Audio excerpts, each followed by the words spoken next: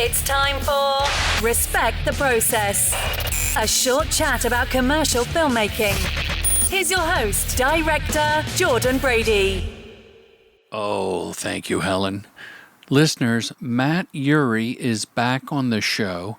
He is a wonderful director of humans, cats, dogs, and specifically cats. Now, Helen, you know, he was on the show umpteen years ago, and we talked about this, but he released a series of videos. I saw them on both Instagram and the LinkedIn, and he's talking about how you can direct cats and how you have to be focused and chill. And now yours truly has a course, I think it's like $29, called How to Direct Cats. But his is slick. Mine's like rough around the edges, BTS. People enjoy it, but seek out Matt Urhy's content on the LinkedIn, and you will love it. And I think some of the principles that apply to directing cats will also translate to directing humans. I really do believe that. Matt's a great guy. You're going to love this. He's with Spears and Arrows, and our friend Jason Woke over there, who's been on the show a couple times, and a boot camp guest speaker. Now, I had a guy from NYU who is a professor of podcasts tell me, Jordan, I don't know that people really like your rambling at the beginning of the show, so I made a pledge I'm going to keep it short. We're going to get to Matt. But I do have some announcements. I'm going to post a link at jordanbrady.com, obviously to Matt's work, also to an article in Little Black Book about the Filmmaker Retreat, which there are 3 spots left. It's September 25th through the 28th. If you listen to the show, you've heard me ramble about it. But the article is great because it's not me rambling. It's over half a dozen attendees from the past retreats that tell you what they think of it. And spoiler alert, community. That was the takeaway. And I didn't talk to any of them. Tara McClure, who is a wonderful writer, did the story, and she talked to those filmmakers. So the sense of community, I mean, I kind of learned that from doing the retreats, but to hear the filmmakers say it really made me happy. Now, here's an opportunity. If you're going to be in Houston, I will be there this Friday, the 22nd of August, doing sort of a mini boot camp workshop on directing. I call it the 3-ring circus, the actors, the crew, and the video village. 1 o'clock in the afternoon in Houston at the Houston Media Summit. It's going to be huge. I'm going to see my buddy Slade Ham, who went to Afghanistan with me. Well, I kind of went with him and some other comedians. Adam Taylor, who has he been on the show? Get Adam Taylor on the show. He was at the first boot camp in 2015. So I'm looking forward to seeing some friends and talking filmmaking. And then Spot in a Pocket. Let me see if I can do this justice, Helen. Spot in a Pocket is like a contest. Now, I'm normally not big on the contest, but this is put on from our friends at the Alliance of Independent Reps. So your work is going to be seen by reps, industry professionals, EPs, agency people. I'm going to put a link, but it's allianceofindependentreps.org. They want you to shoot it on your smartphone. The deadline for submissions is September 19th. The finalist showcase is on October 6th. And the jury will pick, and there's a bunch of prizes. Ooh, a 1-year subscription to Agency Source database. That is worth a couple grand. 3 career consultation sessions with the reps.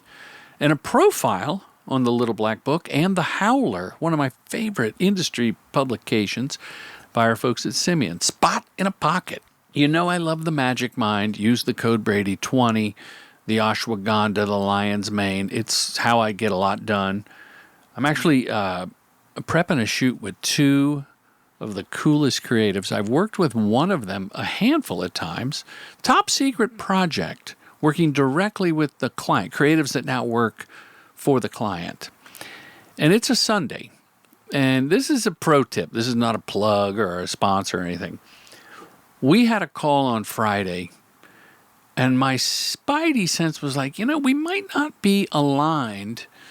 I don't know if we're going into the shoot this week totally on the same page because I have a vision and they have a vision. I mean, they brought the project to me and they've been busy and I've been busy. Why not do a Zoom check-in? So I put the shot out over the bow yesterday on a Saturday. Hey guys, can we talk either this morning or tomorrow afternoon? Let's just get on the same page and go everything. Think of it like a pre-pro. And by golly, we spent 30 minutes and everybody understands everybody and we have a solid plan going in. Still lots of room to improve the project. You know, the cast is set, the location, everything's set. It was like, it wasn't tone. We're on the same page tonally.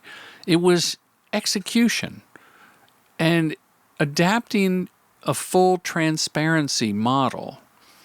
And that's a lie, not full transparency, but like 92% transparency, because some stuff you don't need to bother people with. It's just better to do it. I was really happy, and I implore any of you, if you're ever stuck, just bring up the elephant in the room and go, can we talk about this? It'll get you so far, and you'll make better work, and you'll be happier doing it. I like the Magic Mind. I talked about that. Brady 20 frequency caps. These are psychedelic mushrooms. I'm not going to beat around the bush. Brady 10 is the coupon code, but if enough people try it, I'm going to get them to up the discount. And by no means, I don't want to lump Matt Urhy in with my promotions. He may not like ashwagandha or psychedelic mushrooms. Maybe he does. We don't talk about it, but I don't want you to confuse things I do and I like, or even political bents, with those of my guests. It's good to have you back on the show. You were on the podcast. It's been like 3 years. It feels like a lifetime and it feels like a minute, and it's kind of both, right? Like, because I listen to your podcast a lot, so I sort of get contact, but obviously you're not getting my contact, I guess. So I wanted to publicly apologize because I think I said something to hurt your feelings, and you wrote me because I said I dismissed a cat commercial. And having directed many cat commercials myself, right, I know, yeah. I thought you were maybe joking. Then I go, well, maybe there was a sting in my voice, but I have the utmost respect for you. Thank you. I think it might have been a distance, like, oh, at least you're not doing a kitty litter commercial. And I was like, I think I did the best kitty litter commercial ever. So I'm just going to drop my mic right there. I think I lost a kitty litter commercial to you. I can only dream of that. I'm pretty sure we've never bid against each other. No? I'm pretty sure. I don't think our names can end up in the same hat, although it would be cool. Like I would, I saw a board, not the first, but another one recently for a Rube Goldberg, contraption spot. Oh yeah. And you should talk to your people. To Jason, yeah. Because I looked at it, and when I saw one, every year or so there's a Rube Goldberg spot, and they have a guy there's an expert who builds them, right? And so to me, it's like, well, why don't you get a DP and let that guy direct it because he knows the contraption? But it really is a lot like cats and dogs. Yeah. The Rube Goldberg is an A to B to B to C to C to D. Yeah. And a lot of animals, when they're walking, are A to B. I mean, rarely is there not an edit when a cat goes from A to B, twirls around, jumps up. There's rarely one long shot. You're pretty cool if you can get it in a oneer, I think. Like, that's hard. So have you done that? Yeah. But, with a cat, oh boy, sometimes. I mean, there's some really, really, really good cat teams out there that you can get a lot out of. But that's the Rube Goldberg thing. Do you remember that music video for The Bravery that it's black and white and it's like all this stuff? A bowling ball goes down a thing and hits things and starts like a Tesla coil, and that lights a fuse and sends a cannon, and a guy in an injection seat goes through a guillotine and chops his head off. His head rolls off and does this other thing. Oh, I like the guillotine. I mean, the bowling balls. The guillotine was kind of DP on that one. So Did you direct it? No, I was DP. Oh, you did? Yeah, back in the music video days. Yeah. Yeah, the bowling ball is Rube 101. Yeah, and this is, before OK Go or any of that. Yeah, You know, so it was like, comes to mind. but it wasn't a oneer. I mean, there were edits and stuff. And Do you go ahead. No, you have to do edits to make it fit 30 seconds. I mean, that's a really short contraption if it's all in the 24 seconds with a logo. Yeah, or there wouldn't be that much happening, I think. Yeah, you need to speed it along. Unless you speed ramp in the middle of it, but that would kind of take some of the fun out of it, maybe, or maybe not. I don't know. I agree. I think the fun is in that lingering, like, is it going to work? Where's this going to go? That bowling ball's picking up speed. Or they're kind of like, I didn't see that coming. It's like I knew they were going to be dominoes, but I didn't realize one of them was going to fall into a pool of mercury, and I was going to complete a circuit to, make this other thing happen. And, yeah, exactly. So the last we talked, I want to say you were Matt Urhy, freelance director with your own company. Or a collection of relationships. I think I was at Spears and Arrows. No, I think I was at Rodeo Show then, I think. That's right. Yeah. I'm going to have to go back and change the show notes from 2018 or whenever that was. But now you're at Spears and Arrow. Jason Wolk has been on the program, and he's such a nice guy. He's come to my boot camp and been a guest speaker, and he's really stepped up the social media. It kind of pisses me off because now that we got to step up our behind the scenes. But how did you two meet? Well, I've actually known Jason a really, really long time. He might have been one of the first people. Like, I've known him for possibly 20 years, not to date myself on the business, but he was maybe one of the first people I was working at. Okay, who was it? I think it was, do you remember Richard Sears? Of course, Richard Sears. Richard Sears and I started at HKM together in the late 90s. Which is actually weird because I actually think I was digging through my brain, and I think I met you at HKM when it was still in the bank, in Hollywood. Yeah, I love that office. And because I was shooting them up for Rafael Fernandez, who was at Rock Fight, which is part of HKM, I think. And I think they were like, "Oh, and that's Jordan Beatty." We just were like, "I'm too busy. I can't talk to you," and kind of went away. But I said you said that. I think you did. I'm not totally sure. Full disclosure, I was probably high on marijuana. That's okay. That's perfectly acceptable. It's back in the days, but it wasn't like today. It wasn't bad. I didn't take it the wrong way. You just were in the midst of, how it is when you're in the eye of the storm and you're just do this over here, do that over there, and it's fun and you're in the moment, but you don't necessarily need the, they're like, hey, I'm a DP guy coming up and being like. True. It's when creatives that I've worked with or producers come to town. And they're on a job, I never expect them to sometimes, hey, you want to grab coffee? I'm coming to town in a couple weeks for a job. I'll say, yeah, but you're busy. You're going to get meetings and you're going to go to the client dinner and you're going to go out with the production company. And it's the same with when I'm in town with, people I've shot with, or whether on the crew or you're just in your own world. And it can be exhausting.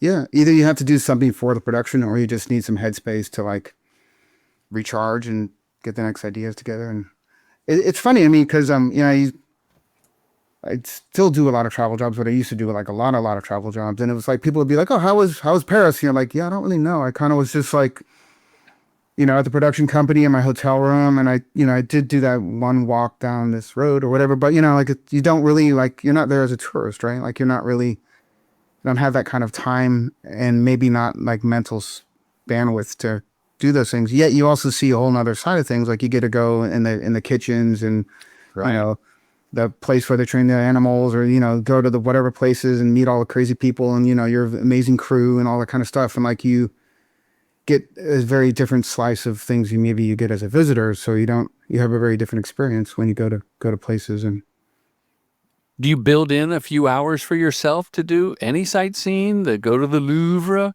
The Louvre.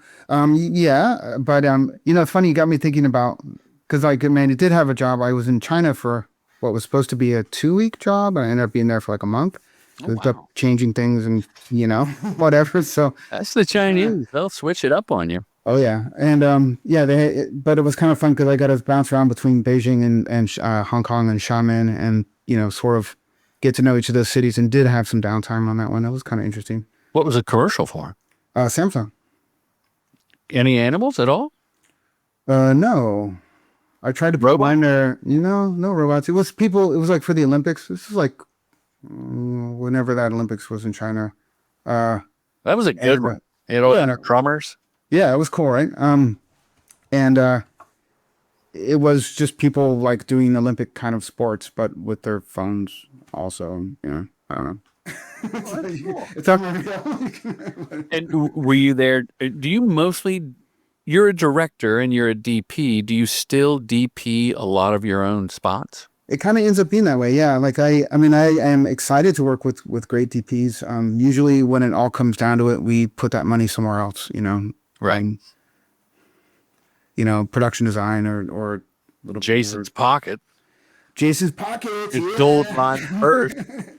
I mean, Jason is like, yeah. I mean, it's such a privilege to continue to know Jason and to work with him, and he is so smart and so kind, and he actually comes at things from a very moral perspective, which isn't a given in like a production. And yeah, he's a really cool guy. It's a privilege to work with him. But it's funny. It's been a very much re-education.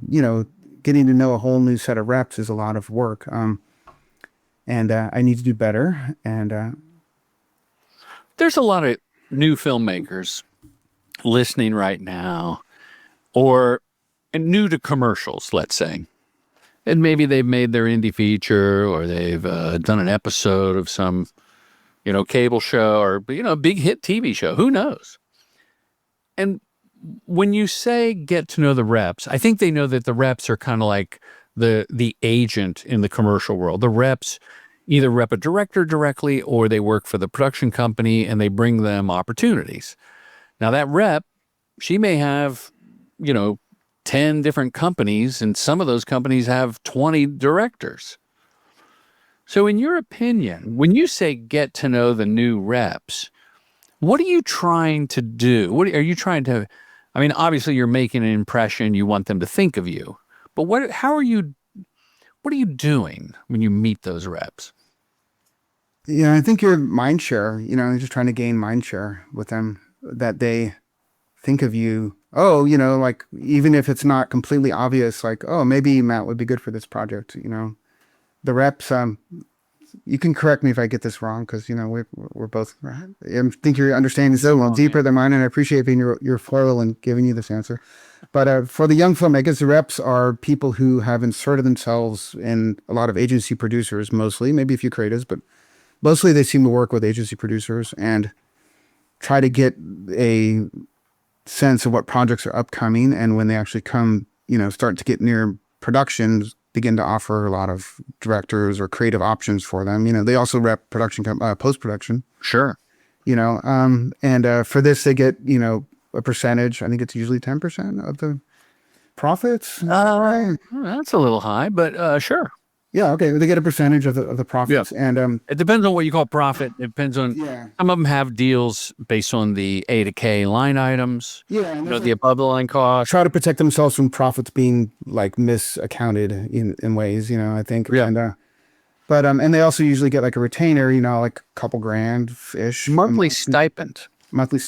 And, these reps, their job essentially is to go out to agencies and take them to lunch and bring them donuts and get them to watch reels and try to get their people in the minds of the creatives and maybe the producers, I don't know, to consider us when it's time to have a job. And I don't think that the lunches happen as often. I know they do.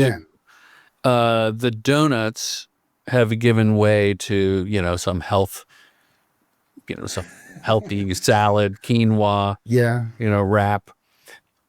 But you're right. The reps are, in the best case, the reps are ahead of a project coming out. Like the script is just a germ of an idea and the reps are planting seeds. Oh my gosh. Have you seen Matt's new spot where it's all about taking how hard it is to get your cat in a cage, take him to the vet? Because I know you have something coming up with aardvarks, and trust me. Yeah. I don't know if he has aardvarks, but he can. Wait, did you get a board from aardvarks? I haven't seen that. No, there's no board art. Okay. Just checking. I tell you. Have you seen the one with and I'm like, oh, I haven't seen it. I don't know. So. Yeah. So when you're on the phone, you do a Zoom with the reps. Do you tell them like where you want your career to go, or are you worried more about the immediate get me aboard that I can shoot? Neither of those. I think the best approach would be for them to, because they can see your reel, right? You Yeah. kind of know what they have to work with. And they're theoretically very good at watching reels and knowing what quality and what niche you might fit into, blah, blah, blah. But I think it's building a rapport that, you are a real person. You will not leave them hanging. You will not have a mysterious schedule conflict. You won't fuck up the job horribly and burn a client. Can I say fuck up? Yeah. Yeah, you can say fuck up. And, You don't want to be an asshole. yeah, the one to know, this is like a real person and have like experience with and a vibe of, I guess. Yeah, right. I mean, when you say that, that's the most important thing to achieve with the reps, I think, and in the Zoom phase of it. I think them understanding your work is a given, and they should have an opinion of your work and a knowledge, like a database in their head of your work. Yeah. But someone like you and I that have been in the game a while, I love when the rep says, "Can you put a reel together for me?" Yeah. Now, if I were, I mean, you're kind of your own EP though, so I don't really. well, that's true. Yeah. But I like that they know or acknowledge that I have a better understanding of my spots, my database, than they do. Even though I've worked with my reps for a number of years, there may be a spot, with AI. I've Yes. up-resed a couple of old spots and thrown them on the I use a thing called Simian. It's like Vimeo on speed, right? What's the other one is Wire Drive. And it allows you to track and see what people are watching and, control the thumbnails, blah, blah, blah. But I'll throw an old spot up if it's good and relevant. And some of them I don't even fake the 916. Like, hey, I'm an old guy. I shot back in the 4.3 era. This is a funny ass spot, and it's exactly what you need. Yeah. And it goes on the reel. So my thing with the rep is I want to be accessible to turn around a reel by the end of the day or whenever they say, like on Friday, my rep goes, "Hey, can you have something ready for Monday?" And then the other thing I'm doing with the EP hat is, because I have commercial directing film school, and you can learn more at commercialdirectingfilmschool.com, is I have a database of directors who are working professional commercial directors with enough spots to put a reel together, and I would produce the spot for them or hand them off to a company that could produce it nimbly, whatever, or their company. So I want to be a resource for both the film school people and the rep. And the money will follow somehow. I don't get hung up on that. I think that's a great philosophy. Yeah. Well, it's like, Do good and do good work and like let the rest happen. Cause so much is unpredictable about life, I think. And, at least you can sleep well, right? So. yeah. And at the end of the day, like I did a call last week, really hit it off, had some personal back and forth with the creative. I'd worked with one guy before and he had moved to this new region, and the treatment was great, the follow-up. And if it were 5 years ago, Matt, I might go, slam dunk, it's our job. Yeah. But knowing they're going to then give it to the client, and despite recommending, or maybe because I'm the recommend, the client may choose someone else. Yeah. It's weird. Being the reco is sometimes the kiss of death. It depends what the relationship with the client and the agency is. It's like not New always, client. Yeah. Old client, new CMO at the client, who may want to piss on their territory Everything. Yeah. and go, no, I know who we're going to use. I did a movie with Miramax back in the Harvey Weinstein days. Everyone knew he was creepy, but they weren't talking about it. Right. And he would deny Oscar-winning choices for the crew just to have the power to say no. And I think that that evil trait is not just reserved for studio heads. I think clients, agencies, directors probably. Yeah. If your ego gets wrapped up in it, you want to go no, just to say no. So I don't take anything for granted. I forgot how we got on that topic. We were talking about EPs and then being, I don't know. The reps, and, reco, short for recommend for the uninitiated. yeah. But anyway, I guess to young people who maybe are just at a company that's, especially if it's a bigger company, you're not quite getting the attention, figure out a way to be in the reps' eyes and ears. I guess that's helpful to them. That's great. Achieving their needs, right? Because, it's like, here's some new work and, don't expect a response. Don't expect them to say, I loved it. Don't expect a heart on Instagram, but, try to be in their ears and eyes and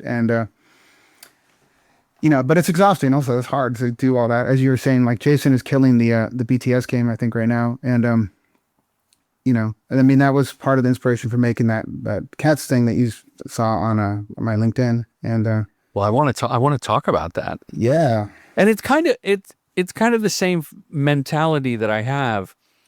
So I did a behind the scenes. Well, you kind of inspired me that. Well, I also noticed on social, like the behind the, like if you post a commercial on your social channels, like it falls pretty freaking flat because people feel like they're just being served an ad and they don't want to be served an ad. Oh yeah. And so you got to figure something else out, right? To be like, hey, I did this thing and it's cool. You should know about it. So cutting BTS and footage from your commercial together into it is a really nice format to kind of give that to people in. And, it does really well, I find. And, but I kind of got inspired watching you doing, it was a thing where you had cameras on a crane and you were doing these different takes and adjusting things and stuff. And it was like, oh, this is like a really cool, like peel back the curtain or open the kimono, I prefer, and show us the, what's happening with Jordan on set and how you work and how you are Thank you. focused and cheerful. And, you get a sense of the vibe also of being a good thing, like, I don't think anyone comes away from seeing your BTS thinking like, yeah, this is going to be hell. I'll work with this guy. Oh, thank you. I do. I've taken a break from a lot of the BTS but I shoot it for this reason. Even before, 10 years ago, I was directing these cats, Scooter, the neutered cat, who I've been replaced with animation and memes on Instagram. They don't even do the commercials anymore, but it was a great 10 plus year run. No, those are cool. That was a cat party. I like that one. Oh, thank you. And what was the other? Oh, Marmalade, she just got spayed. So with Marmalade, I had BTS and I would explain to the viewer. And it was sort of a test run for the commercial directing film school courses. And I look back and I'm like no shit, 40 pounds heavier, couldn't button my shirt, the whole thing. But it was really informative. And we went around and we talked to the different people. We talked about how mellow it's got to be on set with cats and like they're skittish and the A to B of it all. We used a lot of puppetry mixed with real cats. We had the two cats, like the stunt cat and then the action cat. There was the hero cat. And when people talk about the it factor, Matt, and you'll attest to this, there are some cats you're like, I know they look alike, but the one you're saying is for the close-ups really does have, it's the Tom Cruise of cats. Matt is nodding for the listener. If you're on, I'm agreeing. Yes. Is there going to be video on this? Because my hair looks crazy. Okay. Video on YouTube. All right. And about 40 people will watch. Okay. Well, 40's good. It's like. So I put this course up called Directing Cats, and people love it. I mean, it's very short because it was essentially something I'd had on Vimeo, and then I chopped it up and talked about it. So where am I going? Wait, I have to apologize. I didn't realize that might have been in my subconscious because I didn't mean to. No. Okay. No. So I was going to call it like directing fucking cats or the delicate art of directing fucking cats or something, but I was like, no, this is going to be like, people are going to think it's like something untoward, and instead of. No, you're Mr. Positivity. I really am. Yeah. So I see on LinkedIn I think it's a 5-part series. Okay. Now that's interesting. So what did you think about that because I feel like I'm only maters. I'm very much like give people everything all at once kind of thing. And Jason said you're gonna do better on here's another thing to be worried about, like AI SEO, right? Like if someone types in like who's the best director for cats, you want it to be Matt Urhy and Jordan Brady, right? And whatever it is that comes back, like Jordan's done one. Matt has a series. right. Well, it's apparently more pings, right, to the AI god. You can say God. Yeah. So I guess that was the suggestion. I felt a little bad about that. If you want to see it in one piece, it's on my Vimeo. Yeah. And but yeah, that was to sort of break it up into chapters in the interest of better SEO. But I did see that they fell off quite hard. Like the views, at least on my YouTube one, like it goes down pretty steeply. From episode to episode, or yeah, pretty. And I don't know if that was the algo like not treating me well, or if it's people just were like, oh, another one of these or whatever. Because I feel like the chapters actually get, like chapter 4 and 5 are actually quite meaty and interesting. Like I think, but I needed to set it up in 1, 2, and 3. Well, I have a couple of thoughts, and the bottom line is, I'm not Mr. Beast. And I'm not going to, I want the views and I want the right views. I would rather have 5 creative directors see my stuff that have a cat account. than a million views of people that are telling me like that sucks or I love it. Right. Like TikTok, I've had a couple of clips I put up on TikTok that got, 300, the most is like 740,000 views. And I could have never predicted. I didn't try. It was like a found moment. Yeah. When my son was shooting me doing a recording session. And the actor said something and I said something and I go, that is amazing. And it's it'll be my close to 1 million soon. That's amazing. It's amazing, but it's amazing. I can't see there's no return on that post. There's no ROI. There's just because there may be some algorithms going around and being like, it's all going to get more interlinked, right? Because, Google's going to want to be like, what's cool that we're missing, and they're going to go scrape around on TikTok and be like, oh, well, this got a lot of views, and so it's like maybe this guy and this type of content is going to become this thing, and it's like it's going to all start to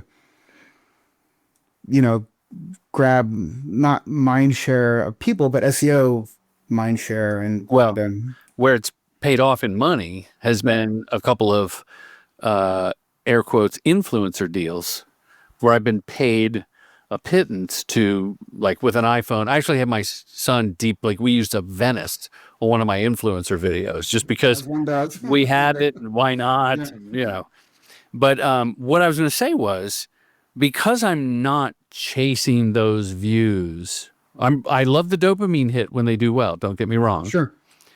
But it's kind of like let go, let God. So you made this terrific series on how to direct cats with really sage advice on creating the set where you're not going to distract the cats, working with the trainers. You break it down even in the first 3, what my whole 45-minute course is. And it looks good.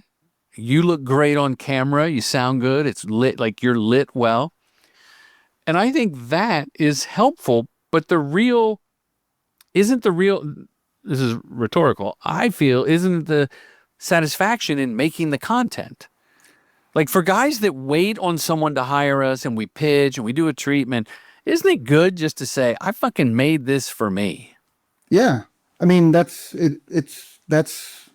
exactly. I mean, I'm a filmmaker at heart. Like, I stopped doing, I'm going to confess because it's been 3 years and people have figured out it's happening. But, I make video treatments. Like they have I film a lot of original content for a treatment, assuming I have time and, the right things around me. And I steal a lot of stuff from the internet and I cut it in there. And it's like, it's like watching a YouTube video, of a camera viewer or whatever. One of those video essays. Or you can get it. If you look at my How to Direct Cats, that's a lot like the high performance look like, and so That's the level of your video treatment? yeah. Although in the 100 cats, like 100% of the footage is mine. I've not borrowed any footage, and my treatments is because it's like insane. If you need to show, a certain demographic of somebody with something, whatever, you just kind of need to like go find that footage and put it in there. Yeah, because I don't know if it puts me ahead of my time, but I have seen occasionally like director's treatments that are clearly AI through and through, and it's like, who are you even hiring for this if you are just looking at something that is ChatGPT wrote the words and they cooked up the images, in an AI, and like, what even is that? Like, I mean, why are we doing that? It's a waste. Wow. I want to double click on all that. I've been doing video treatment. So I'm throwing down. I know you do them too, but I think yours are like a little less. Mine are less polished. Right. Mine are me to this webcam, or maybe I'll put up a video camera and talk. I maybe used an A7 once, but you'll shoot a lot of tests, It's actually funny. I shoot a lot of A7 S3 right there, like, and I'm using it on my webcam. Oh, really? Yeah, you look good. You look but cinematic. I got the Lumix Beast. That's really cool. So Ooh. yes, People love that camera. it's kind of awesome, actually. Hey, if I got an FX2, which is an affordable FX3, yeah, could I shoot a commercial on it?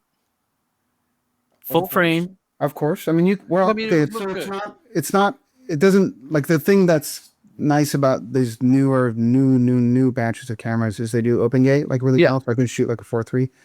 The FX2 doesn't do that, right? It's just 16:9. I think it is full frame. What about FX3 then? That's full. So that's open the same as the S3. I don't think it has open gate. I don't know. Pretty sure. Because the reason I was thinking is those pesky deliverables where you shoot at full frame. Like there was a 4-year period of time where I was kind of upselling the 2 camera system, where one was vertical and one was horizontal, and it put technicians to work. It was, union hours for someone to stand next to a dolly with a vertical camera on it, and the editor could choose. And then an agency producer, after doing this, during the shoot day, said, we're never going to look at that other footage. And they just cropped the Hero 16:9, which was like, well, why didn't you tell me a week ago? And the second camera, we would have gotten a different angle or a close-up. Right. Like, it was just so weird. But I think nobody wants to do post twice, right? Like, even if it isn't that hard, they could line up. Time code is same. Yeah, but they don't want to do any effects and color correction and whatever. Even though you could cut and paste, but like, for Matt, my shit color corrects itself, baby. Ooh. I say we're leaving some color on the table if you know. Yeah. Okay, but what goes FX2? Like, I mean, to me, that camera, and I know we're getting kind of down a rabbit hole of camera. It's too prosumer for you. No, it's a kind of an old sensor. Like, it's a 2.5, 3-year-old sensor. The thing that's like freaky cool about it is the little viewfinder thing that tilts up and down. Because I'm an EVF guy. Like, I need to use an EVF. Like, it doesn't. I'm never going to shoot like with the camera in front of me like that in LCD screen. It just doesn't work for me.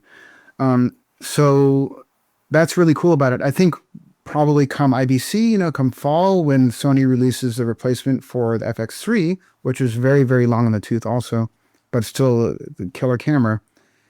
That is something we can hope for, that they have that little EVF and they can do full frame at like, at least 60p, right? Yeah. So, well, I thought about it because these budgets that are shrinking makes me think, okay, nimble, which is synonymous for scrappy. It's a politer way to say scrappy. Yeah. Nimble is good. And I have a small thing coming up. And I thought, what if I just pluck down the money? Yeah. Got the Best Buy points. Then I can get a new air fryer with the points. Yeah. I mean, are you already into like the Sony system, or are you like in? Not necessarily, no. I mean, I have Sony lenses. I do have. Get the Lumix. It's awesome. Okay, maybe the Lumix is the way to go. But you said something we were talking about. Oh, so the act of doing is the reward. Yes. And I think that people like yourself and myself, remembering that we're filmmakers and we like making content, I feel that that is going to draw brands, and I say brands before agencies now, whereas when we first podcast, I would say agencies and I'd hush about the brands. Right. Now the floodgates are open. You can work for anyone. Everyone's fickle. No one's loyal. So I think the value of passion projects, not that it ever went away, but I think maybe we lost sight of it when there was plenty of work. Yeah, but I mean, I don't know. See, I have that. I think you're right, and I think, and maybe you can weigh in on this because it's specs, right? Like, so I've been in that. I'm living in Washington State. It's incredible here. Like, Yeah. I'm inspired like every day, and I'm like, oh, I should shoot a spec, and it's like, I have a lot of work on my site already, and it's like, the industry is shrinking. Well, because I have a lot of energy to make things. Well, I know. I'm saying, wouldn't you just go out and make a short or make a film for new content?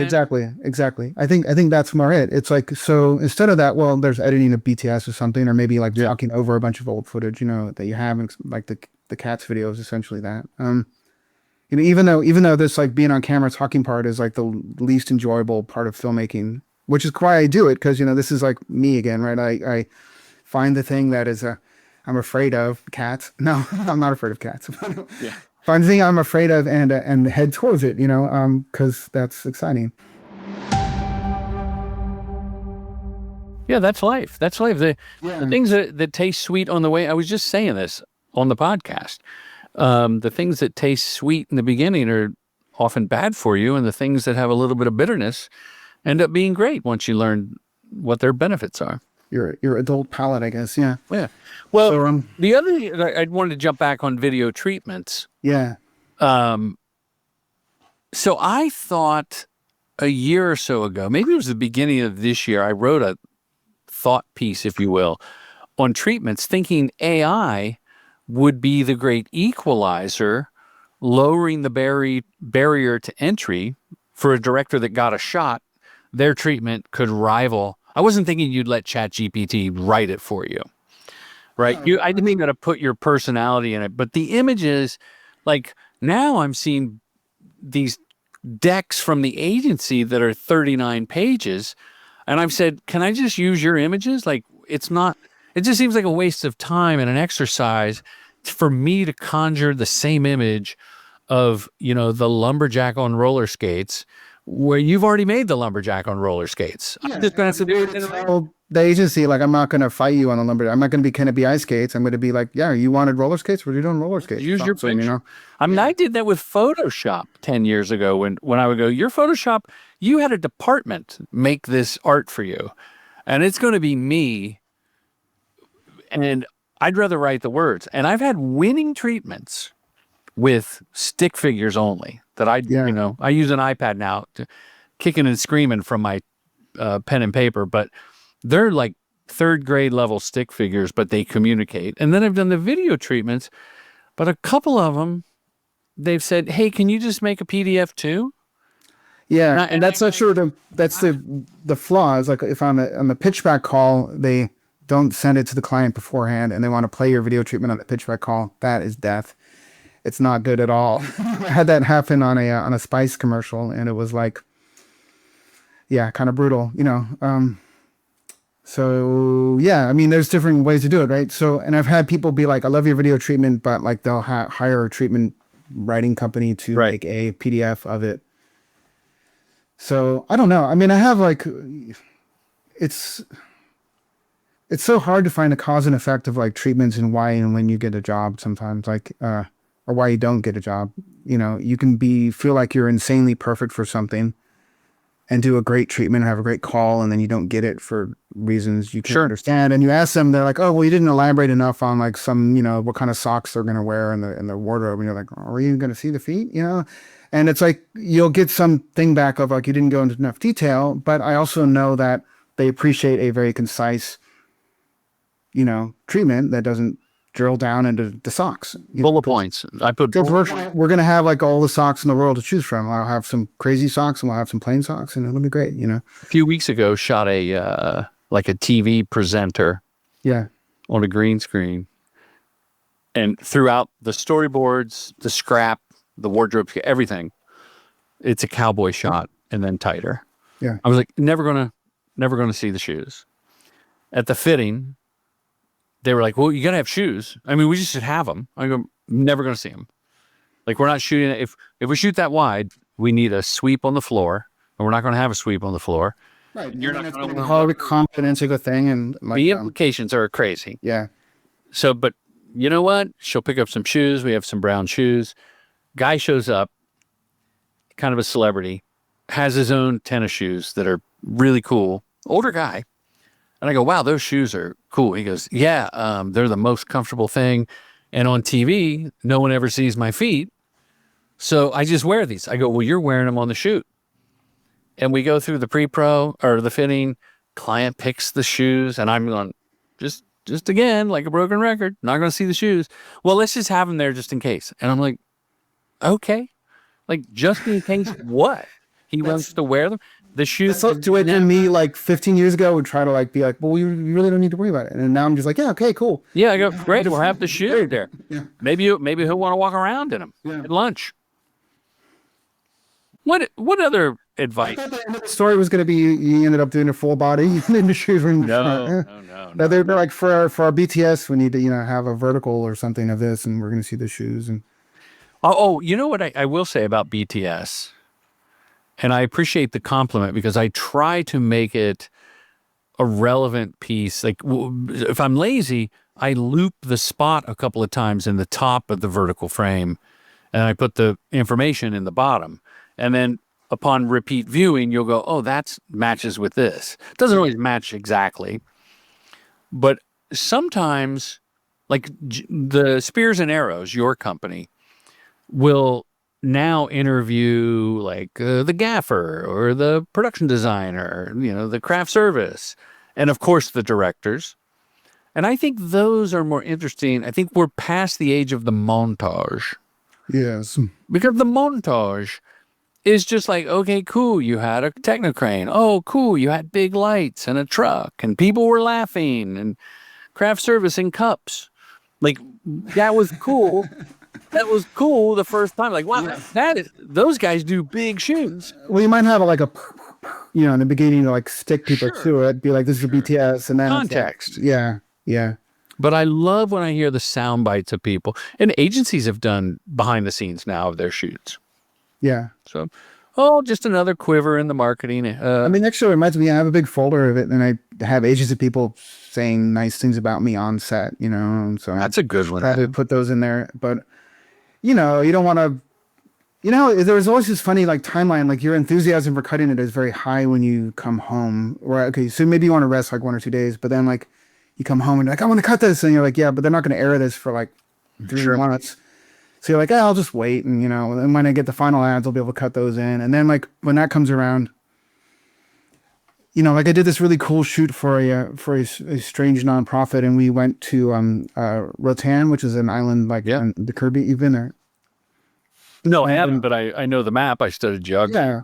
Okay. Well, I mean, I actually didn't really, I didn't really know it existed until I went, I guess. But until they were like, you're going to go to this place. And we filmed veterans doing scuba diving. There's this thing called Warfighter Scuba.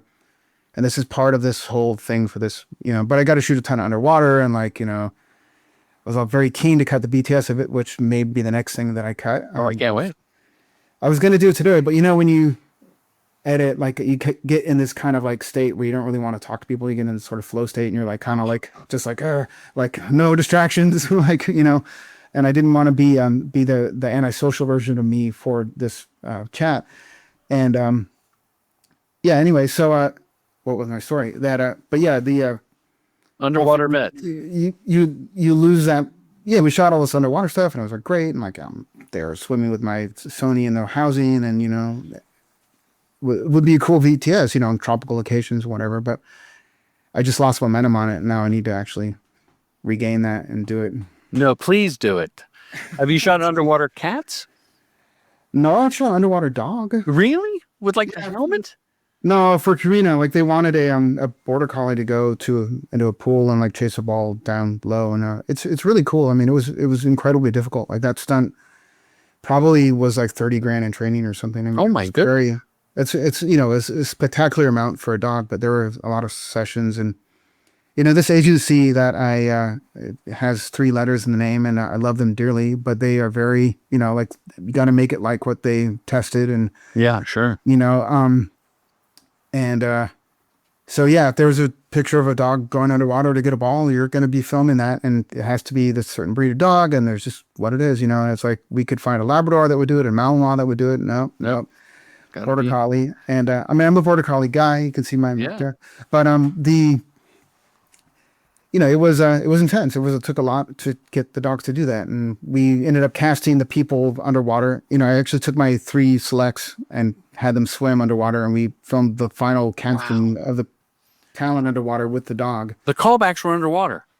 And back, Wild, right? That's cool. I got to see that one. Yeah, it's kind of like whatever it takes, right? You know, yeah. I sat on footage for the very same reason. We shot in November, but we would do multiple spots. So the this spot of the 8 or 9, we did 9 that year, didn't come out until. Is this your like Arizona? Yeah. Those are so awesome. I love Thank those. you. Yeah. Thank you. And my son tags like literally over my shoulder for the best BTS, like from a director's perspective, right? Thanks.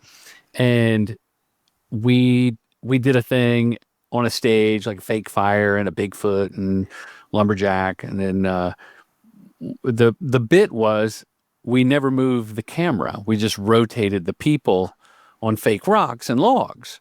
Because it's a set, and you wouldn't know the woods from the woods, and it was lit wonderfully, and great DP. And I wanted to show that behind the scenes because I thought there's a lot of value and efficiencies that way, and maximizing performance time. But that spot didn't air till the following July. Right. So, I mean, that's 8 months. And I would get all that. I love getting in the zone of editing, and it's like a puzzle.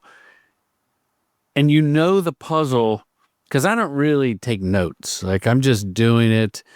You know, it's kind of like painting and like finger painting and everything all at once, like an art attack. Like Jackson Pollock, I'm just throwing shit. And eventually you just force yourself to do an assembly, you know, and then just be like, well, what don't I like? Take that out. And then be like, okay, well, then what is this thing? And then start to order it. Yeah. It's like, but if you don't force yourself to do that, then you're screwed. You can't just stare at this big pile of footage and like, oh, that's the exact process, Matt, is make the mound of clay by stringing everything out in order, make a copy. Right? Now I got that. Sometimes I always forget, like I'll make my string out and then I'll just start editing because I get excited suddenly, you know, when you start seeing like, oh, this can go here, and this, if this goes next to that, that'll flow really. You got to make that. Create some magic here. I know, right? You got to label it, or you'll start cutting the wrong version. Yeah. You go, I cut on version 2 and I'm at version 5. Like, leave that up. Pain. So you be there was that shot of the fish when it like looks at me and swims off, you know, and you're like, you deleted it. So with this behind the scenes thing, I had started it exactly how you like. I had vigor. I had, you know, sort of the Christmas break off, and I'll go, I'll do it while it's fresh. And then it's like, well, the spot isn't, you know, the first one doesn't drop till February. I don't know if it's going to be this one. So it turns out it's July, and I'm like, I might just have to start fresh. And I had sunk up the dailies with the behind the scenes, which is not easy. Yeah. And I got 6 layers of sound because there's 4 tracks on the dailies and there's 2 with the behind the scenes. I'm trying to sync it all, and we'll cut here, cut there. And then inevitably I find like that 90 seconds that is just the sweet spot, and it eliminates a lot of the edits I've done. Like, this is the crux of what people want to see. And it's usually pretty popular, I have to say. Yeah. I mean, it's nice if you take a couple days and shrink it down to 30 seconds or something. It's like, we should be able to make that look interesting. If you can't, then So what are you going to shoot next? Not going to be a spec. It might be underwater dog. Honestly, like I have this. Okay, so I've just started. You really want to know? Okay. Yes. And I don't promise anybody that I'm actually going to do this, but it's been very much in the there's always, I keep a long list of projects, and this is the one that's like in the very front of my mind. And like, you know, that Supertramp song Dreamer? Supertramp. Take a look at my girlfriend. No, Yeah, that's the right band, but that's, yeah. Breakfast in America. Same album? Oh, maybe. Dreamer. Nothing That's but a a dreamer. Okay, so I want to find a folky cover of that, or maybe the real one. I don't know, or maybe edit the two together. And okay, so that's the genesis of it. And my border collie Mars is a baby one who's a little bit of a lost soul. Like he's kind of having a hard time finding his place in the world until now because we've started going sheep herding with him. And who knew? But I thought I would have him, you know, like watching TV and seeing sheep, you know, see sheep and stuff, and then, you know, he's riding in the car, he's going out and learning a little bit of sheep herding, you know, maybe there's a setback, comes back to it. Little kid sheep, like a little play school sheep around the house.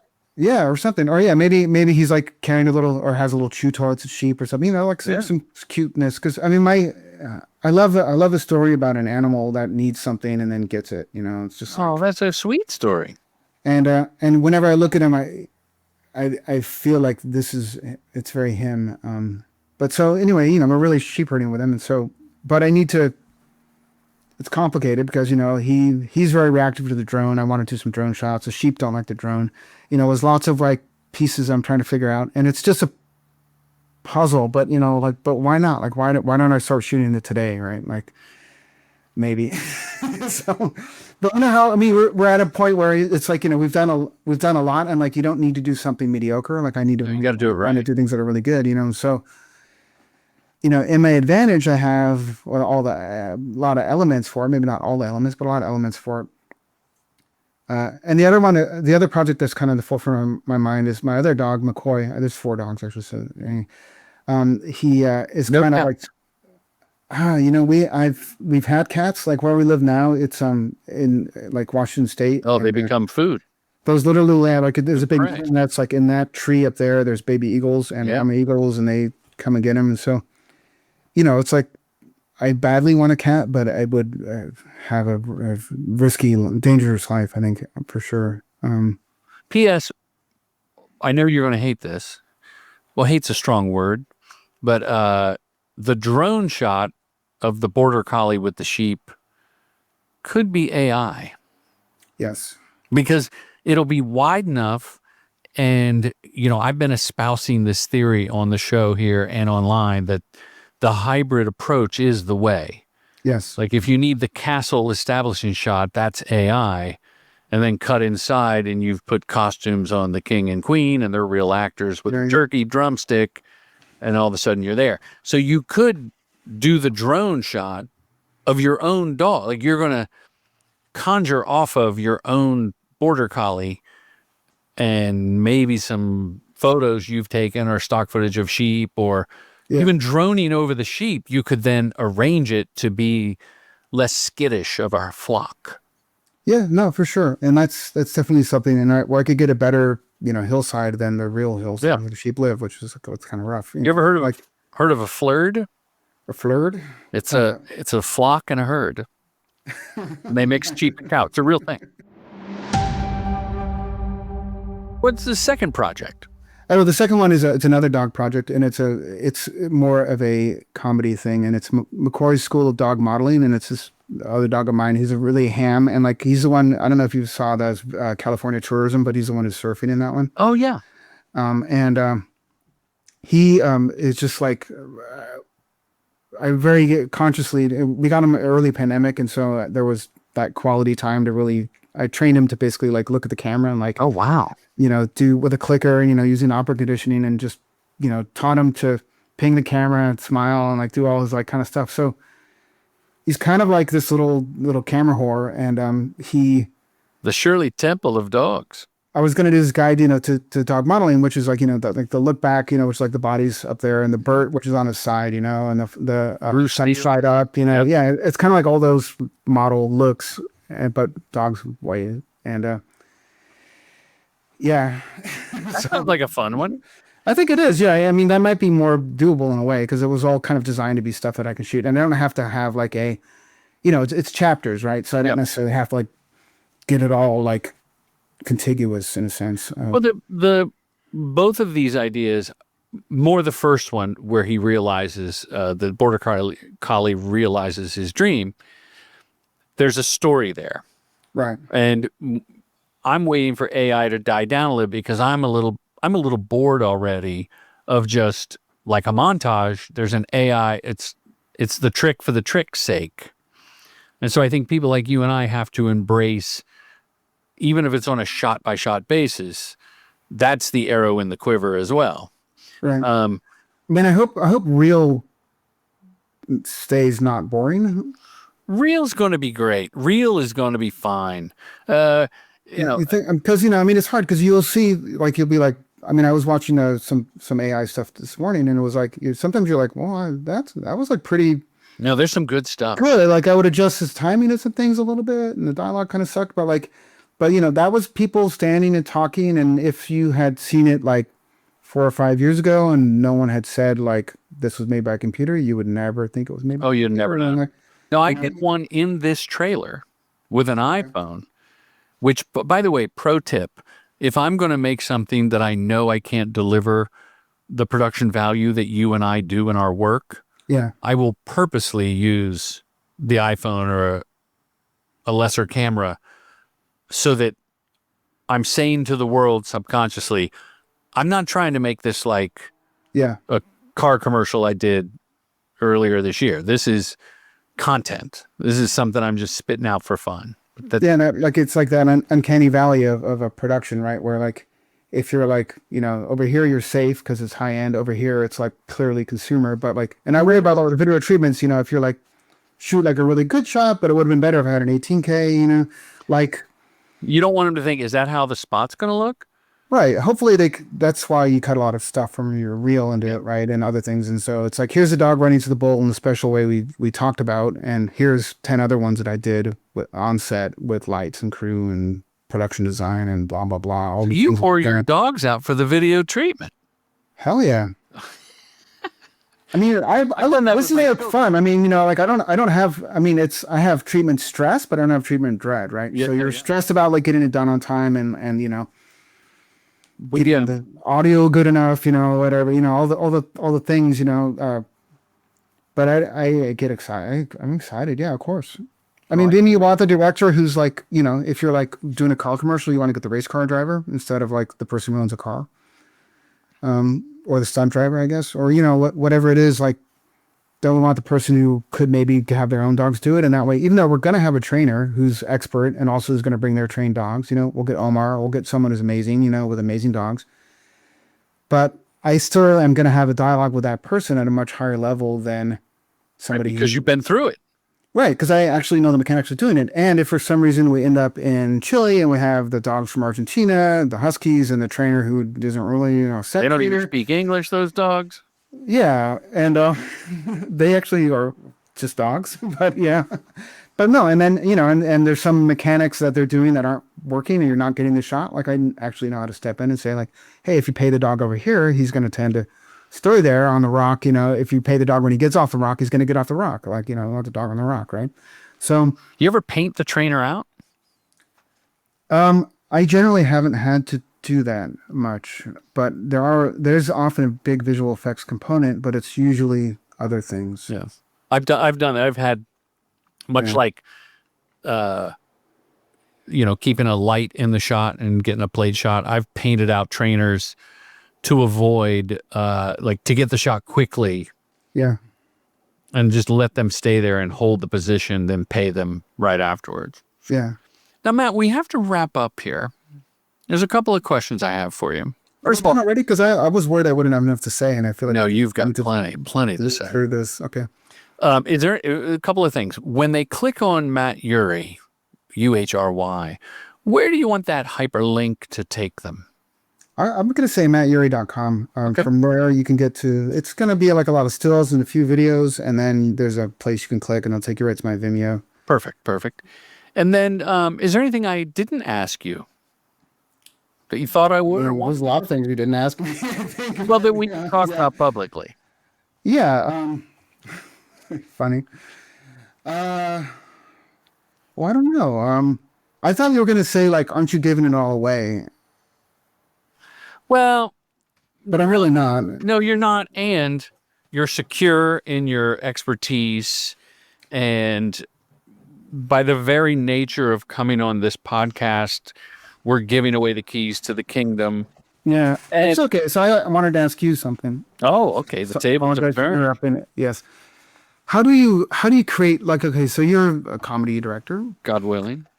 and how do you create trust with the agency that'll be funny? How do I create trust with the agency that it Like, will? you know, they have a concept and they're, you know, they want it to be funny, and it's like, you know, this is something, you know, because I often, you know, I occasionally hit this wall, and it's funny because I think I'm a funny person. I have funny thoughts and ideas. Pretty I make funny. myself laugh a lot, whatever, you know. But, you know, like I often, it's like, oh, he doesn't do comedy, and it's like I would beg to differ. But like, how can I help when I get the opportunity? You know, obviously besides having like a whole reel full of funny spots would help, of course, but not easy to just conjure that. Well, Maybe it is. I don't know. But how once you get past that level, like how do I convince the reps and the agency producers and the creatives and my own production company that I can do funny? Okay. I believe that a lot of us have, first of all, you know, I preach put yourself in a box when you're getting started so you can own that lane and make money and develop, like, become a subject matter expert, if you will, in that thing. So you are an expert at directing animals, right? Yeah. So for you to mutate, you either have to have a funny short film or a funny spot that's spec or not, or something you do for a smaller client. And then the third magic ingredient paired with either of those is trust. Yeah. The people that are going to trust you and give you a chance are usually someone that's worked with you, or no one else will do their bit. And if no one else will do it, it's probably not worth doing. So like working with your reps and Jason, and you passionately are telling the reps, I really want to do it, and they find a scrappy gig, you would have to then convince them on the call. So let's say you get that opportunity. I think just like my treatments win on funny alt, funny scenario, and specificity. Yeah. Specificity is the key to comedy. So my treatments, I name the characters. You know, Judy comes in the kitchen. Her husband, Martin, is cleaning the floor with a sponge. Judy says, "What are you doing, hun?" And he looks up and says, "I'm cleaning the floor with new super sponge," or whatever it is. And that pause will be funny. So I think, I mean, this works most of the time. I'm creating this scenario. Of course, you want to direct with confidence and pitch with confidence, but that specificity of not so much the names as the gag. Right. And like, I'm actually in prep on a thing, and I pitched cutting away as the person mouths the line with the narrator, like Drunk History did this bit. It's been done before, but I think they made it famous. And I was like, you know, if we cut, and it got into the script. I said, you know, it won't be funny because the viewer won't have the breadcrumbs to know who's talking. Does that make sense? Mm-hmm. So we have to give her a line and then cut. So I feel that I communicate with specificity why something is like technically funny or just absurdly funny for no reason, like throwing in a non sequitur or something like that. But communicating and then truly believing that my views of comedy are narrow but correct. Yeah. And in fact, I was on a pitch recently, and you know how no one talks about the other directors that are bidding? Like, I broke that taboo because I'm friends with one of the directors. And I had talked to him like 2 days before. And I go, hey, you know, like, let's talk about the elephant in the room. It usually be like, or like if I'm like, I'll be like, yeah, Oren Kaplan's a great guy or whatever, like, you know, because he is great animals. He's a great guy, great podcast. Yeah, you know, and sometimes we've you know been in the same pool or whatever, and there's you know, it's often I'll say, if I know the person, I'll certainly say something great about them, and I don't think there's any upside in saying anything bad, right? But There's no upside to say anything about. That's your own negative. That's your own negative vibrations will get you. Like what's going to fuck you up is that you put the bad mojo out. And I had said to, because I think would answer your question, assuming you can get the opportunity. I said, hey, and I've said this before, I know the other directors. I know who you're bidding. Yeah. All three of us do comedy. And we're kind of all great choices. We're all in the pocket, but we all have our own little flavor. So you are golden picking any one of us. If you go with her, she's going to crush it. Her comedy, like it's a little broader. I'm broad in the absurdly subtle way. Like I'm going to go deadpan, but it's going to be so over the top, if that makes any sense. And so, does something different. So you're good. It's up to you to just pick the right tool for the task. The right shade of it, or the right flavor, or like, okay. The timbre, you got to pick the timbre of the song. And then I pitch my thing, and it took a long time to get here, but if I don't get, like, I lost out on a thing. In hindsight, they were telling me exactly what they wanted, and I didn't want to listen. Don't you hate that? They wanted a hidden camera. They wanted hidden camera, and I was like, it's never going to work in 24 seconds. Like, you have a 6-second product shot. Yeah. You need to establish the hidden camera, but we'll shoot it with ringers like a hidden camera. So I'm pitching, we cast everybody, we have a camera on real people, that's gravy. And now I play it back in my head, Matt, going, I'm just letting you know it's going to be like 92% staged. It will appear 100% spontaneous hidden camera, but we're only going to allow for 8% random people's reaction. And the director who got the gig is 100% hidden camera. Yeah.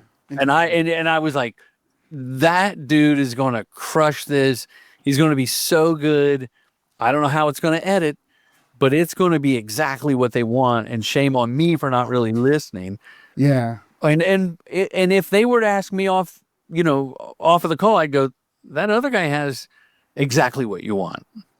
I mean, it's funny that kind of thing when 100%, it's so exhilarating, right? Like, and that's filming animals is kind of like that too. Like you don't really know what you're going to get always. And it's like, you can pretend that you're holding the steering wheel and the brakes and the gas, but kind of not. No, you're hanging on to the tiger by your tail. It's like, and that's, and I think like doing real hidden camera would be a lot like that. But it takes, they have to have faith, right? That it's going to work. I've done about 7 or 8 hidden camera bits. I mean, you did those ones with the Pat? Is it the mailman guy? The mailman? Isn't there something with a guy who's like a bad mailman? This is you, right? Yeah. How did you do that? I don't know, dude. I dig around a lot. I watch a lot of commercials. I'm really into it, That was for... I'm not stalking you, honestly. Like I generally go towards more visual and animal things. I'm not like stalking comedy. Batman. It's interesting to see that. But those are so freaking funny when he's like on a bench and he's like... Oh my God, that's so funny. He's a comedian named Brooks Macbeth. Okay, to me, that's like 100% the like, kill me, like rolling on the floor for real. Oh, he had a thing that you've done, and like it's because it's sort of wrong. He dressed in a male suit. It was his bit, by the way. Yeah. It was for Dick Clark's Bloopers, which was a TV show, and I had cast him in a commercial. Talk about, you never know where someone's going to hire you from. I cast him in a couple of different commercials, and then he called me and said, "Would you direct this? I'm going to do this episode." So he was actually the producer. Oh, fantastic. For his own segment. So basically my boss, and said, however you want to cover it. So we had cameras in bags, like thrift shop bags, duffel bags we cut holes in, and people behind trees. And he sits down on a bench, pulls out a bottle of liquor. He's going through cards. He's taking cash out of birthday cards and talking to the person, opening cookies. It's so funny. Yeah. When you just run and get the release from the person, and you hope they sign if they're... Get the release. And then the other trick I've done, and I pitched this the other week and I did it in the treatment. I blur out faces that we don't have to blur out Right. to make it look real. That's brilliant. Because you go, oh, this really happened. Like putting time code on a security camera. I love the little wreck, the red wreck thing. You're like, yeah, right. And the bench really on there. Okay, yeah, I didn't realize you were going to ask me questions, but I apologize. No, I love it. Okay, so what's your animal advice for anybody? I guess what do you got? my advice would be communicate with the trainer exactly. Again, specificity. Yeah, Break it down to A to B movements and schedule plenty of time. yeah. And trainers love it if you tell them what they're going to do and don't change it on the day. They love that. So It's yeah, it's impossible. Yeah, trainers typically want more prep days than the budget will bear these days. yeah. So I try to make it really simple. And again, I've told trainers, you can literally stand, like I did a bit where a cat was DJing. And Scooter. it's like Scooter's cousin. In fact, I put it on LinkedIn today because someone tagged a picture of me with a cat food commercial, like literally today. Yeah. And I made a little GIF of it. But it's a puppet cat that's headless. Oh, you put the real head on. So we put the cat trainer is sitting in the shot below the frame, holding the torso of the cat. So the head is poking out of the hoodie. Yeah, and the fur all just kind of. And the fur blends in. There's armature wire keeping the hoodie. And then two dudes are off to the side manipulating the paws that are glued to the records. So it's scratching. And I just was very clear, like, if you can sit on the floor, crisscross applesauce, and hold the cat to the side, we will paint you out. And it's a 2.5 second shot. Yeah. And we did it in 2 takes. And it's actually composited. Like there was the perfect scratch with the perfect, head turn. So there was some visual effects done, but communicating with the trainer, and you make a great point, sticking to your plan and listening. I pitched black cats in tuxedos and coming down the stairs. It was an homage to a Marilyn Monroe, Diamonds Are a Girl's Best Friend, and the white cat comes down in her chiffon gown, and the black cats are in. Awesome. You'd like this ad? It was really fun. We built a fake staircase and had the cat come down. Used 2 cats that were twins, Sonar and Topaz, and they're gray. And the trainer said, when you get the color correct, the black cat is just going to be these yellow eyes. Yeah. And especially you put a black hat and a bow tie, so you'd be better with gray cats. So I then pitched the agency saying, it's not me, it's the trainer who's done a million of these things. And the art director at the agency was like, oh, that's a great point. So we went with the gray cat. So like, here's a really good pro tip. You can take an orange cat and take the orange out, and you got a gray cat. Boom. Oh my goodness. Have you done that? I haven't done it on a real job because it's the clients who would have been appropriate for it. It's too hard to explain things sometimes too. Oh, you'll like this test. but it works. Yes. I had a dog and a cat a couple of years ago driving a plastic toy car convertible. Yeah, I've seen that one. That's cool. I don't remember what it was for, but USA Insurance. Yeah, that's right. Okay. So it's not even a rope. It's a metal bar pushing the car that we frame out and paint out. And I showed the agency 4 different colors of the same car on my iPhone. And so we bought the pink one. So we show them the pink, click on the color picker, make it yellow, click on it, make it blue, make it red. There might even been a 5th color. And I just used the same exact clip pulling the car through the frame on my iPhone. And so what color do you want? And we picked, I think we ended up picking the original color, so we didn't have to paint it. But I didn't explain that it was, Yeah. I just omitted the information. That's awesome. Okay, so I thought of a good pro tip when you were talking about the trainers is like, and training costs, because training costs are like a real thing. Oh, yeah. With animals, and like but it's worth asking like, what can the animal already sort of do? Oh, that's good. What's built in for free, right? Like, so if they already have a really good foot target, like maybe you want that for something, or if they already a backflip would be great, or if they have some behavior, like. And most of these working animals will have like a lot of behaviors, but there may be some stuff you can have for free, and like you kind of need to draw it out of them because they would love to charge you for training what the cat already has because that's easy money. But maybe they already have some behaviors, and you can sort of just be like, hey, can we have it do that thing? And it's sort of a way to get around some of the training costs. Oh, but, that's a good one. Obviously. It's moving the target to where the arrow hits, right? So, but still, you get a bullseye of something. I think that's our third reference to arrows.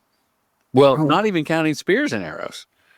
Did I really talk about? Because I am actually kind of into archery, and that's something not everybody knows. Don't shoot an eagle. No. Now, Matt, we do have to wrap up here. In 2025, what does respect the process mean to Matt Urhy?